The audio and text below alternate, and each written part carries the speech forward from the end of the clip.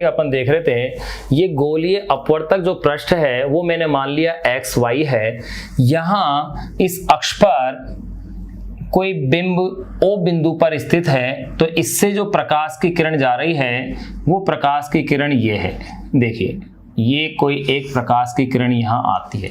अगर ये प्रकाश की किरण इस स्थिति पर यहाँ पर आ रही है तो इसमें अपन क्या देखते हैं कि यहाँ पर इसका जो माध्यम है इसका अपवर्तनांक माना था आपने μ1 और इसके पदार्थ का अपवर्तनांक माना है आपने μ2 और ये अपन ने लिखा है कि μ2 इज μ1। इस स्टेप के लिए अपन इसकी डेरिवेशन कर रहे हैं। तो देखिए अब इस प्रकाश की किरण को जाना ऐसे चाहिए था क्योंकि इसका पथ ये था, भाई प्रकाश सरल रेखा में गमन करती है। लेकिन आप क्या देख रहे हैं कि बाहर के माध्यम का अपवर्तनांक इस अपवर्तनांक इसके माध्यम के अपवर्तनांक की तुलना में कम है, अर्थात ये विरल माध्यम है। तो ये कैसा है? सघन माध्यम है, यानी इसका यहाँ अपवर्तन हो जाएगा और ये प्रकाश की किरण विरल से सघन में जाएगी तो अभिलंब की ओर झुक जाएगी। तो यहाँ इस बिंदु पर पहले तो एक आप अभिलंब डाल लीजिए।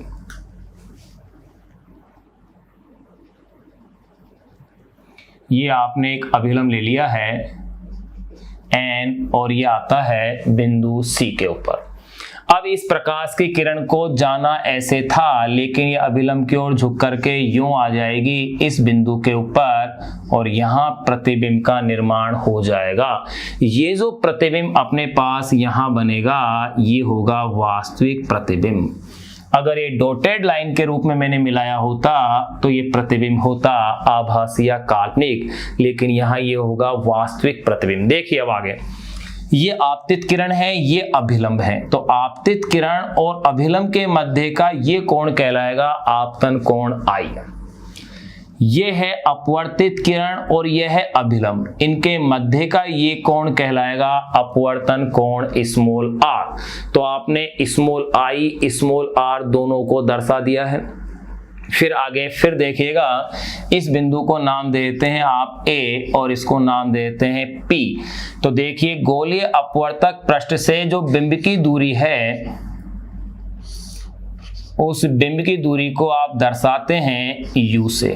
लेकिन आप क्या देख रहे हैं कि प्रकाश की किरण इस दिशा में जा रही है और इस दूरी को अपन यूं नाप रहे हैं, इसका मतलब ये विपरीत दिशा हो गई, अर्थात ये होगी ऋणात्मक। तो U का मान आ गया है इसके अंदर ऋणात्मक। लेकिन अगर इसकी वक्रता त्रिज्या की बात की जाए तो देखिए यहां से यहां तक ये वक्रता त्रिज्या होगी इसकी प्लस में कैपिटल R। ये हो गई है प्लस कैपिटल R वक्रता त्रिज्या। और ये प्रतिबिंब जो दूरी है ये भी होगी प्लस में V, क्योंकि ये भी इसी दिशा में है। ये सारी राशियां आपने ले दी है। फिर यहीं पर देखिए ये एंगल में मान लेता हूं अल्फा है, ये एंगल बीटा है और ये एंगल इसमें गामा है। तो अल्फा बीटा गामा तीनों अपन ने ले लिए हैं। तो अब देखिए पहले अपन इसका डिस्क्रिप्शन लिख लें, फिर उसके बाद अपन इसकी डेरिवेशन करेंगे। माना कि कैपिटल R वक्रता त्रिज्या का उत्तल गोलीय अपवर्तक पृष्ठ XY है। माना कि कैपिटल R वक्रता त्रिज्या का उत्तल गोलीय अपवर्तक पृष्ठ XY है, जिसके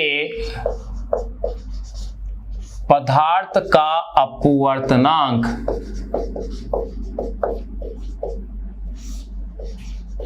μ2, जिसके पदार्थ का अपवर्तनांक μ2 वे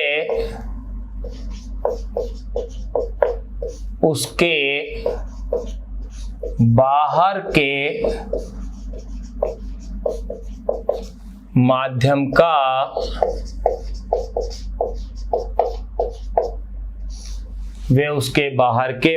का अपवर्तनांक μ1 है। μ2 इज ग्रेटर देन μ1 है। ये अपन ने ले लिया है। देखिए मैंने क्या कहा, माना कैपिटल R वक्र त्रिज्या का उत्तल गोलीय अपवर्तक पृष्ठ XY है जिसके पदार्थ का अपवर्तनांक μ2 व उसके बाहर के माध्यम का अपवर्तनांक μ1 है। μ2 इज ग्रेटर देन μ1 है। यहां अपन ने इसके बारे में जान लिया है। फिर देखेगा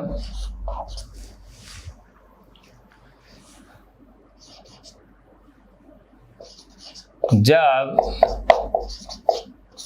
कोई प्रकाश की किरण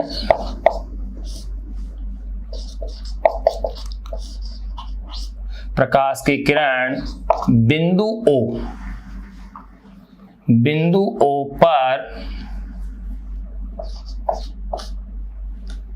जब कोई प्रकाश की किरण बिंदु O पर स्थित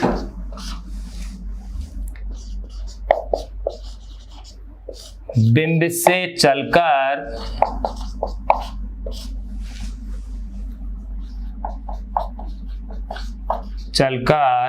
गोलीय अपवर्तक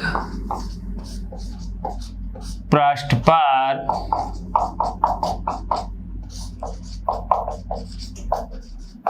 पर आपतित होती है तो उसका अपवर्तन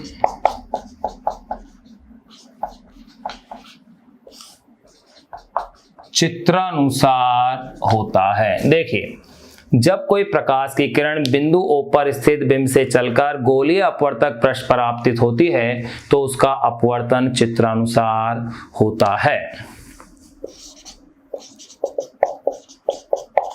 आपतन कोण I व अपवर्तन कोण स्मॉल r है। गोलीय अपवर्तक पृष्ठ से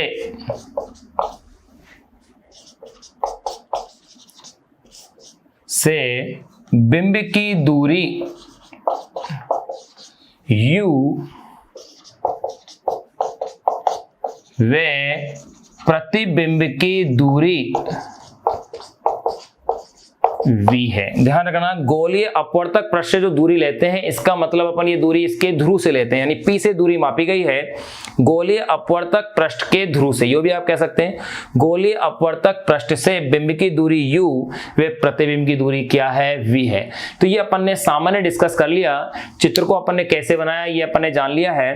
अब देखिए इसकी डेरिवेशन की बड़ी डेरिवेशन जब होती है तो उनकी आप स्टेप्स को ध्यान रखें, और इस अध्याय के अंदर बड़ी बड़ी डेरिवेशन है जिनमें से एक 4 नंबर की डेरिवेशन निश्चित रूप से आती है, उनको स्टेप्स के रूप में आपको ध्यान रखना है।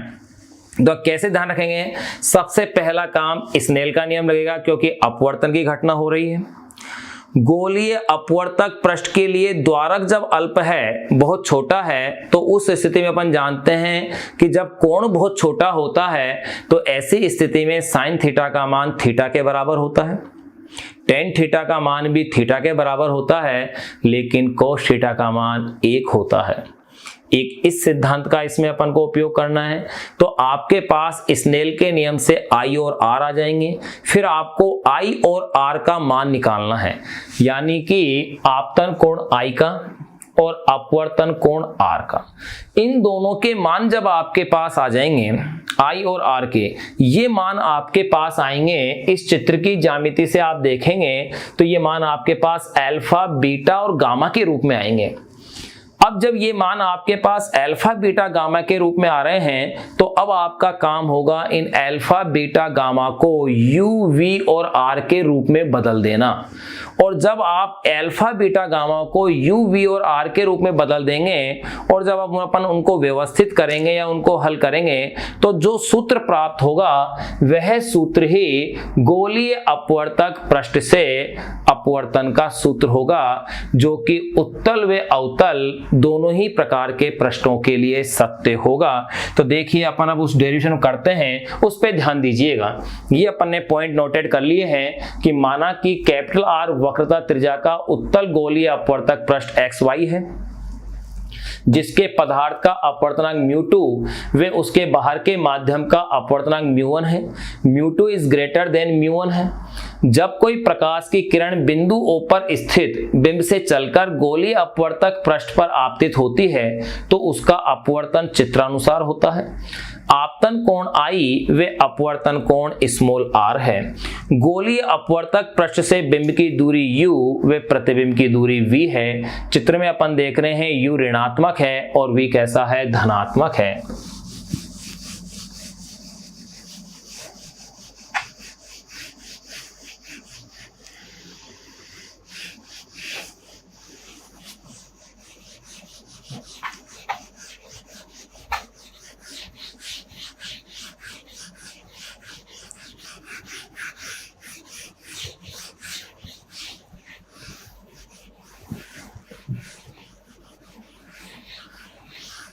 तो देखिए मैंने डेरिवेशन की स्टेप्स आपको बताई हैं।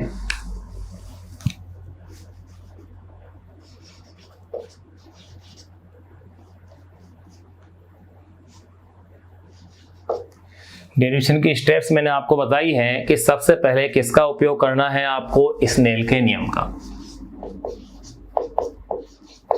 स्नेल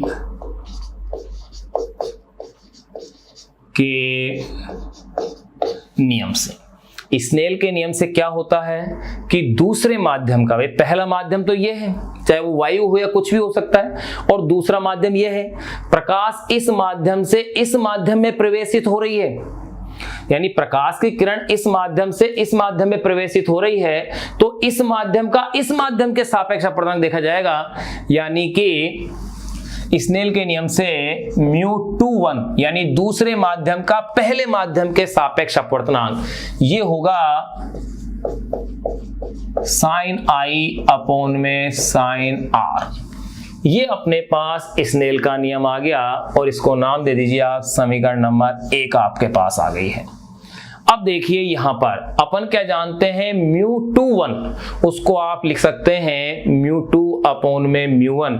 अगर यहां बाहर माध्यम वायु नहीं है तो, अगर ये कोई अन्य दूसरा है पदार्थ है, कोई भी द्रव हो सकता है, कुछ भी हो सकता है, तो देखिए आप इसको ऐसा लिख सकते हैं, ये अपन पढ़ चुके हैं, चूंकि μ21 इज इक्वल टू होता है μ2 अपॉन में μ1। आगे इसमें कोई साइन नहीं है, इसका मतलब दूसरे माध्यम का वायु के सापेक्ष अपवर्तनांक और यहाँ है पहले माध्यम का वायु के सापेक्ष अपवर्तनांक। μ21 इज इक्वल टू μ2 अपॉन में μ1। तो देखिए इसलिए ये समीकरण लिखी जाएगी μ2 अपॉन में μ1 is equal to sin I upon में sin R। यही स्नेल के नियम को इस प्रकार भी लिखा जाता है, μ1 sin I is equal to μ2 sin R, ऐसे भी लिख सकते हैं। अब देखिएगा अगर ये द्वारक इसका नगण्य है, ज्यादा बड़ा द्वारक नहीं है, तो ऐसी स्थिति के अंदर I और R यानी कि कोण जब बहुत छोटा होता है तो ऐसी स्थिति के अंदर साइन का क्या हो जाएगा, विलोपन हो जाता है। तो देखिएगा द्वारक के अल्प होने पर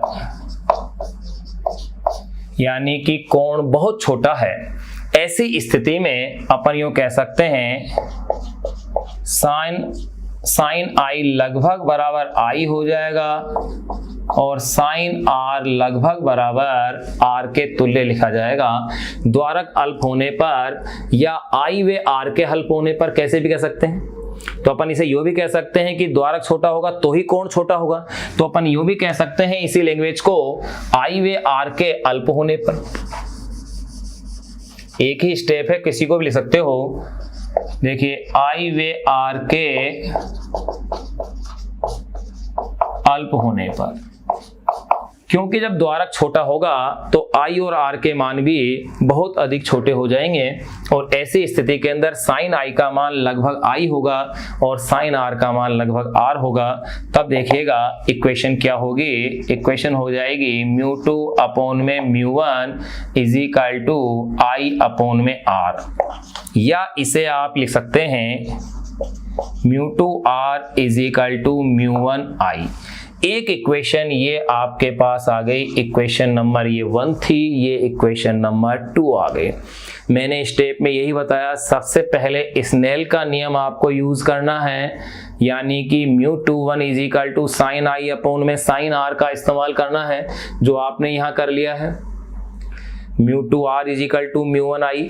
अब आपको इसमें क्या करना है, I और R के मान निकालने हैं। तो अब चित्र को आप गौर से देखिएगा, यहाँ I बहिष्कोण है, I क्या है, बहिष्कोण है, और आप जानते हैं बहिष्कोण प्रमेय को, वो प्रमेय ये है, जैसे ये कोई त्रिभुज है, ये यहाँ पर ये कोई बहिष्कोण डेल है, तो इस बहिष्कोण का मान इन दो अंतः कोणों के योग के बराबर होता है।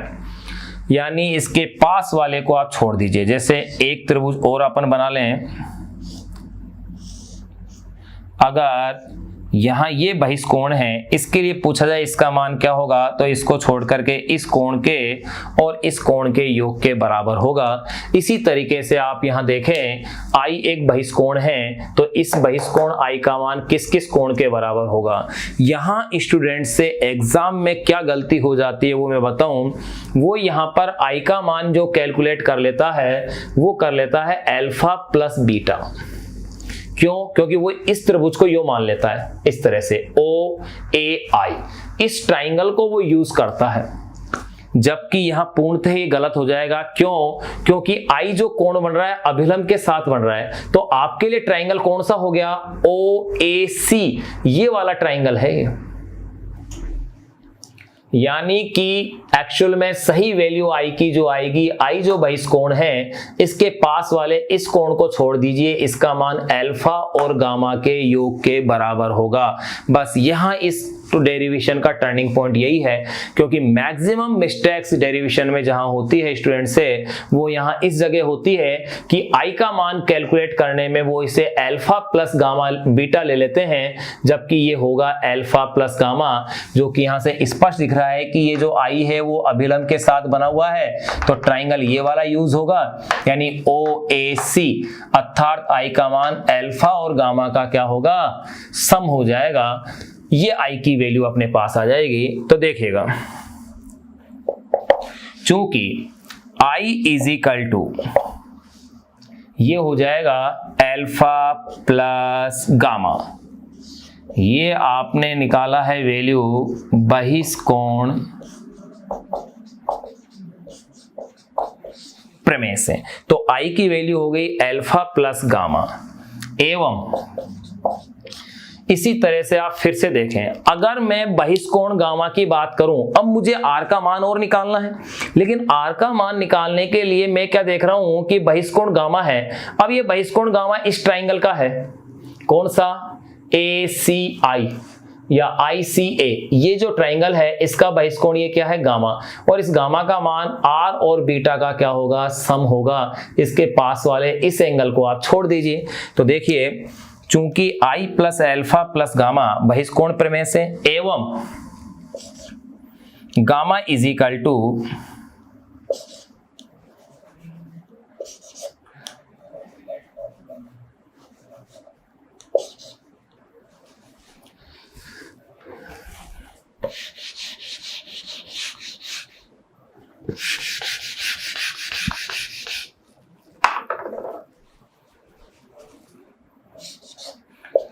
तो देखिए गामा इज इक्वल टू क्या बन रहा है, वही step same R plus beta, वही सेम स्टेप बहिष्कोण प्रमेय से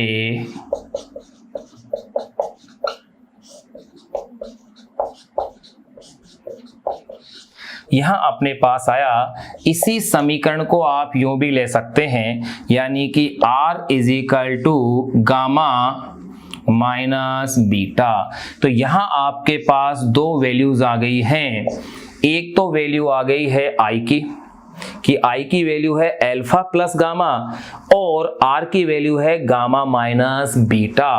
आई और आर के ये मान आप समीकरण 2 में रख दीजिए। तो देखिए इसके बाद की स्टेप को मैं यहां लिख रहा हूं, ध्यान रखने का इसको।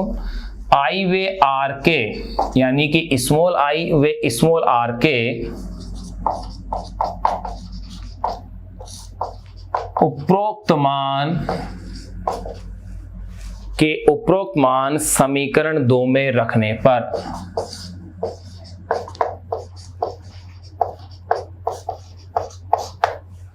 स्मॉल आई और स्मॉल आर के उपरोक्त मान समीकरण 2 में रखने पर अगर इन मान को अपन समीकरण 2 में रखते हैं तो आपकी समीकरण का रूप हो जाएगा μ2। फिर आर की वैल्यू देखिएगा, ये आती है gamma minus beta is equal to, फिर है μ1, फिर आई की वैल्यू देखिएगा अल्फा प्लस गामा।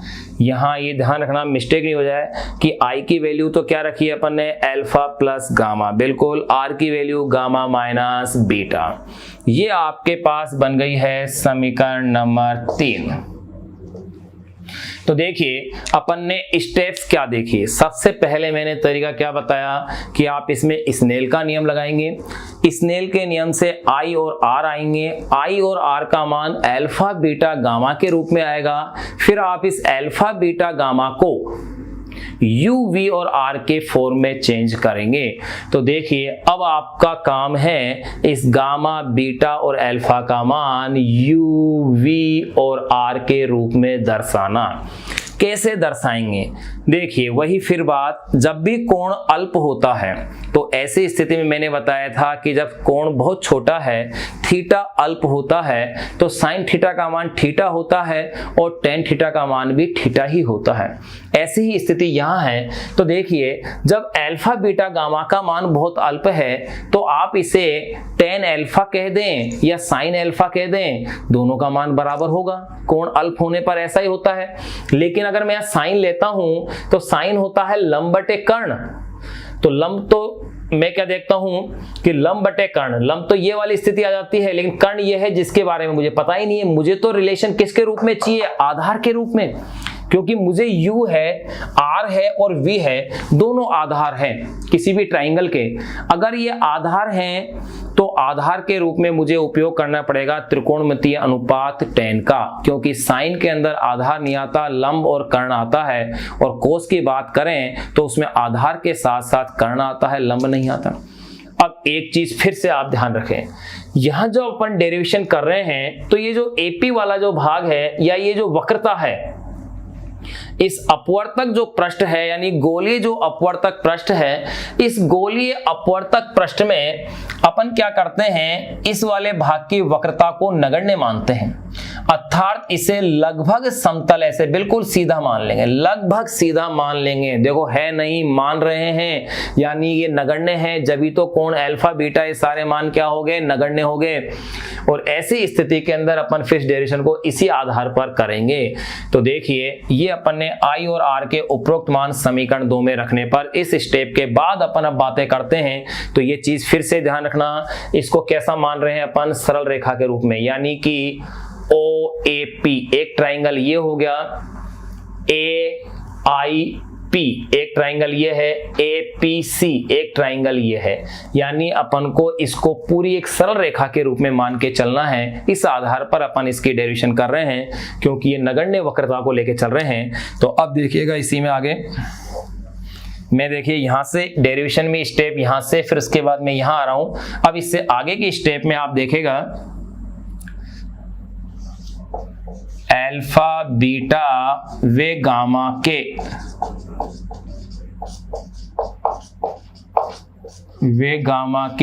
अल्प होने पर, अल्फा बीटा वे गामा के अल्प होने पर अल्फा लगभग बराबर हो जाएगा tan अल्फा के। बिल्कुल लिखा जा सकता है ऐसा। अगर मैं इसे tan के रूप में नहीं लूं, कोण के रूप में निकालना चाहूं तो भी मान निकल जाएगा, लेकिन अपन बोर्ड वाली बुक को फॉलो कर रहे हैं इसलिए अपन इस विधि को यूज कर सकते हैं, क्योंकि कोण का मतलब चाप बटे त्रिज्या, तो भी आंसर वही आएगा। अब देखिए अल्फा बीटा और गामा के अल्फ होने पर अल्फा लगभग बराबर होगा tan अल्फा, और इस tan अल्फा की वैल्यू आप देखें तो लंब बटे आधार, tan का मतलब क्या है, लंब बटे आधार, तो लंब होगा आपके पास इसमें AP और इसमें आधार OP, O से P तक, जिसको आप क्या लिखेंगे -u। बिल्कुल सही है। तो अल्फा की वैल्यू हो गई tan अल्फा और tan alpha is equal to हो गया AP अपॉन में -u। इसी प्रकार से अगर आप बीटा की बात करें तो बीटा लगभग बराबर लिखा जा सकता है tan बीटा। अब tan बीटा की वैल्यू देखिए लंब बटे आधार, लंब क्या है आधा AP और आधार क्या होगा PI, यानी कि कितना है यहाँ P से I तक का डिस्टेंस V है। फिर देखिए अब आप देखेंगे गामा की वैल्यू के रूप में, गामा लगभग हो जाएगा tan गामा। अब tan गामा का मान देखो, वही तरीका लंब बटे आधार इस ट्राइंगल के लिए, लंब क्या आ रहा है AP और आधार आ रहा है प्लस में R प्लस में है, V प्लस में है, लेकिन U किस में है, माइनस में। अब अपन ने अल्फा बीटा और गामा के मान निकाल लिए।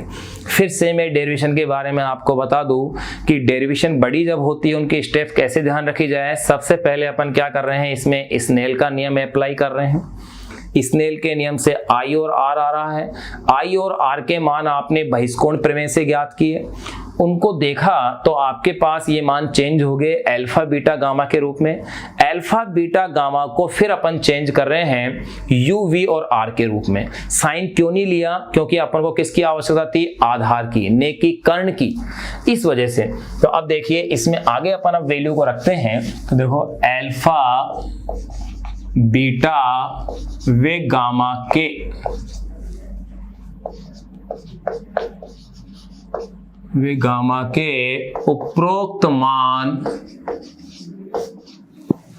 उपरोक्त मान समीकरण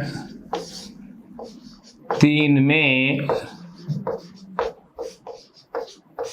रखने पर, अगर ये मान मैं समीकरण 3 में रखता हूं तो मेरे पास ये समीकरण हो जाएगी μ2। गामा की वैल्यू क्या रखी जाएगी, AP अपॉन में R, फिर माइनस लगा दिया, फिर बीटा की वैल्यू रह जाएगी tan बीटा, यानी कि AP अपॉन में R, सॉरी tan बीटा की वैल्यू है AP अपॉन में V। तो अपने पास अपन ने इसमें वैल्यू रख ली है, गामा की वैल्यू हो गई AP अपॉन में R, फिर आपने बीटा की वैल्यू रख ली है AP अपॉन में V इज इक्वल टू हो गया है μ1। फिर इसके बाद देखिएगा आ रहा है आपके पास अल्फा की वैल्यू है आपके पास tan अल्फा, और tan अल्फा का मीन्स है AP अपॉन में -u, AP अपॉन में -u, फिर प्लस गामा, फिर गामा की वैल्यू देखें AP अपॉन में R।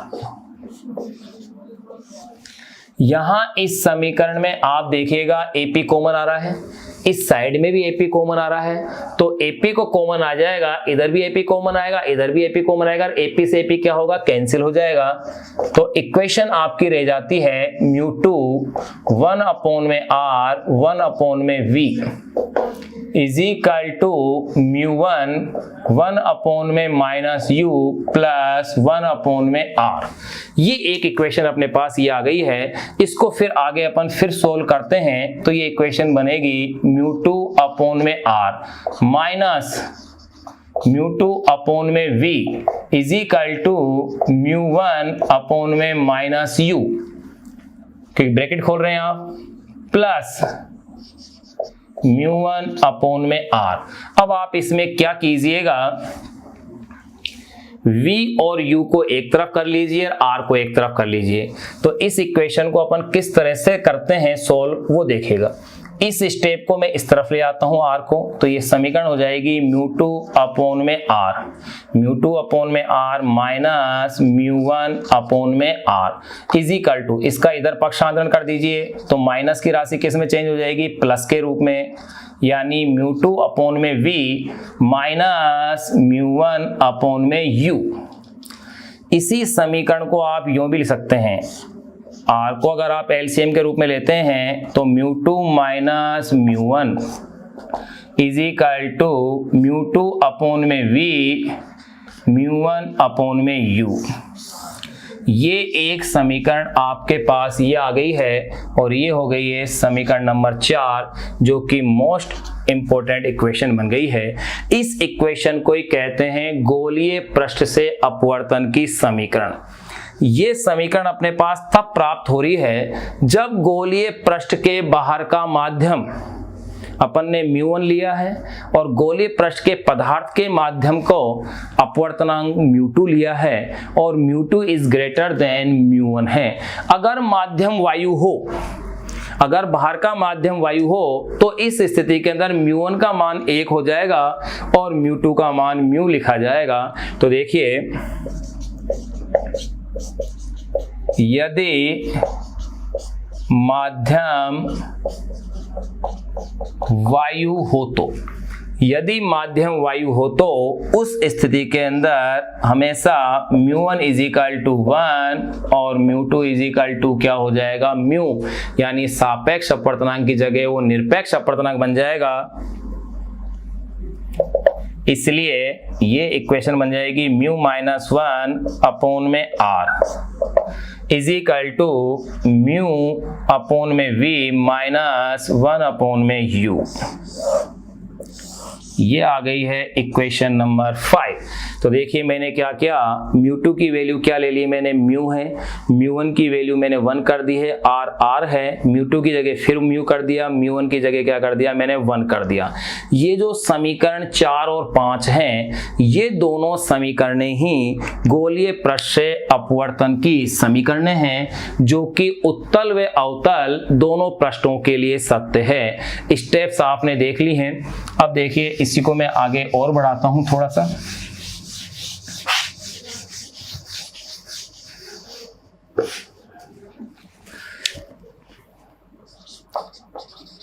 समीकरण 4 व समीकरण 5 गोलीय पृष्ठ से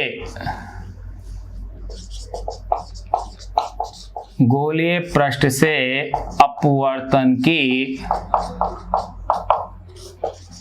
समीकरणें हैं, जो कि उत्तल व अवतल दोनों प्रकार के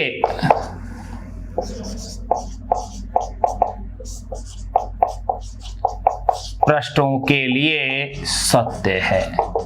ये अपन ने गोलीय पृष्ठ से अपवर्तन की समीकरण व्युत्पन्न कर ली है, उसकी डेरिवेशन कर ली है। अब इसकी स्टेप्स को वापस से रिवाइज करके देखें तो सबसे इंपॉर्टेंट इसका पार्ट था उस किरण चित्र को बनाना। किरण चित्र के बनने के पश्चात आपको क्या यूज करना है, इसमें स्नेल्स लॉ। स्नेल्स लॉ अगर आपने यूज कर लिया है तो इससे आपके पास I और R आ गए। I और R के मान को आपने ले लिया है बहिष्कोण प्रमेय की सहायता से अल्फा, बीटा और गामा के रूप में। फिर आपने अल्फा, बीटा, गामा को चेंज किया है tan की सहायता से u, v और r के रूप में, और जब उसको हल किया तो अपने पास ये समीकरण आ गई। अगर माध्यम वायु है तब तो समीकरण ये उपयोग में आएगी, और अगर माध्यम वायु नहीं है तब समीकरण अपने पास ये उपयोग में आएगी। फिर अपन इस पर आधारित एक क्वेश्चन की चर्चा करें, न्यूमेरिकल की देखें तो क्वेश्चन क्या और किस तरह का बनता है वो देखिए। वायु में रखे किसी बिंदु स्रोत से, क्वेश्चन में क्या बोल रहा हूं, वायु में रखे किसी बिंदु स्रोत से प्रकाश कांच के किसी गोलीय पृष्ठ पर आपतित होता है। वायु में रखे किसी बिंदु स्रोत से प्रकाश कांच के किसी गोलीय पृष्ठ पर आपतित होता है। कांच के पदार्थ का अपवर्तनांक 1.5 है और इसकी वक्रता त्रिज्या 20 सेंटीमीटर है। वक्रता त्रिज्या कितनी दी गई है? 20 सेंटीमीटर है। तो प्रकाश स्रोत की कांच के पृष्ठ से दूरी, प्रकाश स्रोत की कांच के पृष्ठ से दूरी 100 सेंटीमीटर हो तो प्रतिबिंब कहां बनेगा? देखिए क्वेश्चन क्या है, वक्रता त्रिज्या 20 सेंटीमीटर दी गई है, कांच के पदार्थ का अपवर्तनांक 1.5 यानी कि म्यू दिया हुआ है, ध्यान देना अपवर्तनांक म्यू 1.5, ने कि अपन म्यू2 वगैरह की बात कर रहे हैं, सापेक्ष नहीं कर रहे। क्यों? क्योंकि वायु में रखा है प्रकाश स्रोत, यानी कि माध्यम बाहर क्या है? वायु है। अर्थात ये वाली समीकरण अपन को यूज करनी है। अगर बाहर कोई अन्य दूसरा माध्यम होता तब अपन इस समीकरण का उपयोग करते जिसका अपवर्तनांक दिया हुआ होता, फिर उसको अपन यूज करते हैं। ये जो बिंब की दूरी दी गई है 100 सेंटीमीटर आपको दी गई है, यानी u का मान 100 सेंटीमीटर है और ये पूछ रहे हैं v का मान। तो देखिए आपके पास u दिया हुआ है, r आपको दिया हुआ है, u आपको दिया हुआ है, v का मान क्या करना है? कैलकुलेट करना है। इस क्वेश्चन को अपन और सोल्व करते हैं। देखिएगा अपन ने इसके अंदर गोलीय अपवर्तक पृष्ठ से अपवर्तन का फॉर्मूला डिराइव कर लिया था, जो कि उत्तल हो पृष्ठ या अवतल हो दोनों के लिए सत्य था। वो फॉर्मूला अपने पास ये था, μ2 अपॉन में v माइनस μ1 अपॉन में u is equal to μ2 minus μ1 upon में r। ये अपने पास फॉर्मूला आया था जो कि किसी गोलीय पृष्ठ से अपवर्तन के लिए था। अब इसके अंदर ये फॉर्मूला तब था जब गोलीय पृष्ठ के पदार्थ का अपवर्तनांक μ2 था और उसके बाहर के माध्यम का अपवर्तनांक μ1 था। अगर ये गोलीय अपवर्तक पृष्ठ वायु में स्थित होता तो वायु के लिए अपवर्तनांक μ1 का मान अपन 1 ले लेते और μ2 को μ कर देते। उस स्थिति के अंदर फॉर्मूला इस प्रकार से था, म्यू अपॉन में v माइनस 1 अपॉन में u is equal to mu minus 1 upon में r। ये एक फॉर्मूला अपने पास आ गया था, महत्वपूर्ण सूत्र था। अब अपन बातें करें इस पर आधारित आंकिक प्रश्न के। तो देखिए आंकिक प्रश्न या न्यूमेरिकल क्या बनता है, इसके ऊपर एक क्वेश्चन है। क्वेश्चन इस प्रकार से है कि कोई एक बिंदु बिंब है, बिंदु के आकार का या कोई प्रकाश स्रोत है या कोई बिंब है जो कि किसी गोलीय अपवर्तक पृष्ठ यानी कि उत्तल गोलीय अपवर्तक पृष्ठ है उसके सामने 100 सेंटीमीटर की दूरी पर रखा हुआ है और उत्तल गोलीय अपवर्तक पृष्ठ की वक्रता त्रिज्या 20 सेंटीमीटर है और गोलीय अपवर्तक पृष्ठ के पदार्थ का अपवर्तनांक 1.5 है, यानी वो कांच का बना हुआ है। तो आपको इसमें प्रतिबिंब की स्थिति बतानी है। तो देखिए क्वेश्चन क्या है उसे सोल्व करते हैं।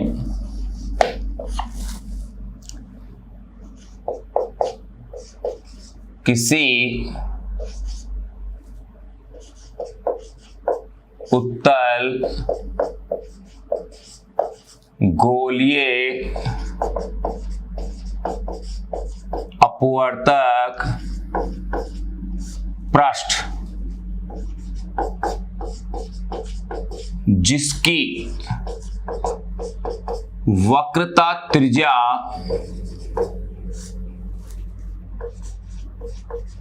20 सेंटीमीटर है के पदार्थ का अपवर्तनांक के पदार्थ का अपवर्तनांक 1.5 है। फिर से देखें, किसी उत्तल गोलीय अपवर्तक पृष्ठ जिसकी वक्रता त्रिज्या 20 सेंटीमीटर है के पदार्थ का अपवर्तनांक 1.5 है। इस पृष्ठ के सामने इस पृष्ठ के सामने वायु में 100 सेंटीमीटर की दूरी पर, इस पृष्ठ के सामने वायु में 100 सेंटीमीटर की दूरी पर एक बिंदु बिंब स्थित है।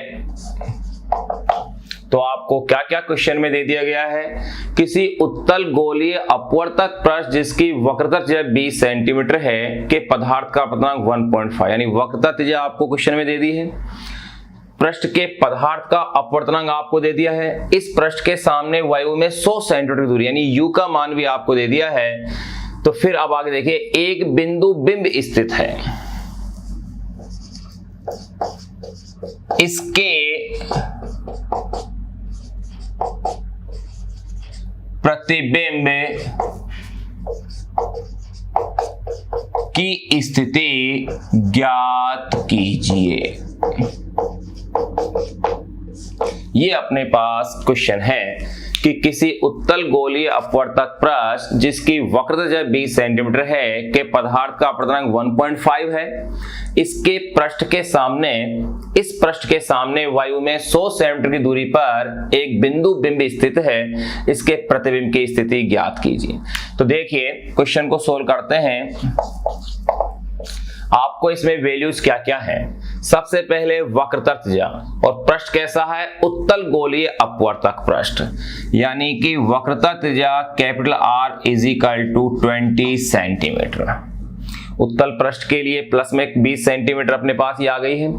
इसके पदार्थ का अपवर्तनांक म्यू ये दिया हुआ है 1.5। ध्यान रहे बाहर के माध्यम का, इस पर सवाल में कहा है इस पृष्ठ के सामने वायु में, यानी कि ये फॉर्मूला आपको यूज करना है। तो म्यू का मान 1.5 दिया हुआ है और यू का मान 100 सेंटीमीटर।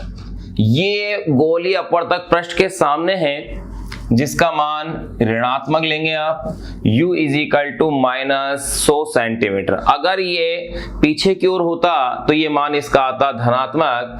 आपको इसमें ज्ञात करनी है प्रतिबिंब की स्थिति। जो मान आपको ज्ञात करना होता है वो चिन्ह सहित आ जाएगा आपके पास। अगर ये प्लस में आता है अर्थात पृष्ठ के दाईं ओर बन रहा है, और ऋणात्मक आता है यानी उसके सामने बन रहा है, बाईं ओर बन रहा है, तो अपना उसकी स्थिति का अपन को आभास हो जाएगा। अब देखिए v आपको निकालना है, वायु की स्थिति का इन्होंने जिक्र किया है, इसका मतलब इसकी जगह ये फॉर्मूला लेना है। अगर बाहर के माध्यम का अपवर्तनांक दिया होता वायु कहने की अपेक्षा, तब अपन इस फॉर्मूले को यूज करते हैं। तो देखिए फॉर्मूला आपके पास ये है, म्यू अपॉन में v माइनस 1 अपॉन में u is equal to mu minus 1 upon में r से। म्यू अपॉन में v माइनस 1 अपॉन में u is equal to mu minus 1 upon में r से। फिर इसमें अगर अपन वैल्यूज रख के देखें और इसे सोल्व करते हैं, तब देखिएगा म्यू की वैल्यू है आपके पास 1.5, v की वैल्यू आपको कैलकुलेट करनी है, u की वैल्यू है आपके पास 100, लेकिन किस में है वैल्यू, माइनस में। ये ध्यान रहे, न्यूमेरिकल जब भी सोल्व करें तो चिन्हों का विशेष ध्यान रखना है। फिर म्यू की वैल्यू देखो 1.5 माइनस 1, r की वैल्यू 20। अब इसकी मैथमेटिक्स सोल्व करते हैं। ये आ गया है 1.5 अपॉन में v, ये माइनस माइनस के साइन से ये स्टेप हो जाएगी प्लस 1 अपॉन में 100 इज इक्वल टू 0.5 अपॉन में 20, क्योंकि 1.5 माइनस 1। फिर आगे की स्टेप देखिएगा, 1.5 अपॉन में v is equal to 0.5 upon में 20 माइनस 1 अपॉन में 100। 1.5 अपॉन में v इज इक्वल टू, अब फिर देखें इसको सोल्व करें आप, 100 एलसीएम आ गया, ये 5, यह आ गया ये 2.5 माइनस 1। फिर ये हो गया है 1.5 अपॉन में v is equal to 1.5 upon में 100।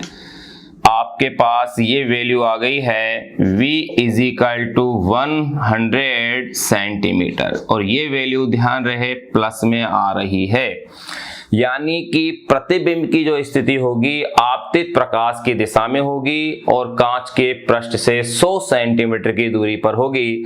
अगर यहां माइनस होता तो अपन कह सकते थे कि प्रतिबिंब की स्थिति आपतित प्रकाश की विपरीत दिशा में है। तो देखो अपन ये कह सकते हैं अतः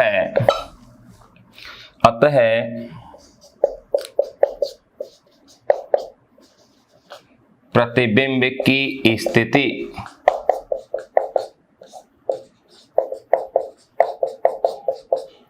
आपतित प्रकाश की, अतः प्रतिबिंब की स्थिति आपतित प्रकाश की दिशा में कांच के पृष्ठ से 100 सेंटीमीटर की दूरी पर है। अतः प्रतिबिंब की स्थिति आपतित प्रकाश की दिशा में कांच के पृष्ठ से 100 सेंटीमीटर की दूरी पर है। ये अपन ने एक आंकिक प्रश्न इस फॉर्मूले पर आधारित कर लिया है सोल्व। अब अपन इसमें बातें करेंगे, वो है लेंस कि लेंस है क्या, लेंस के कितने प्रकार हैं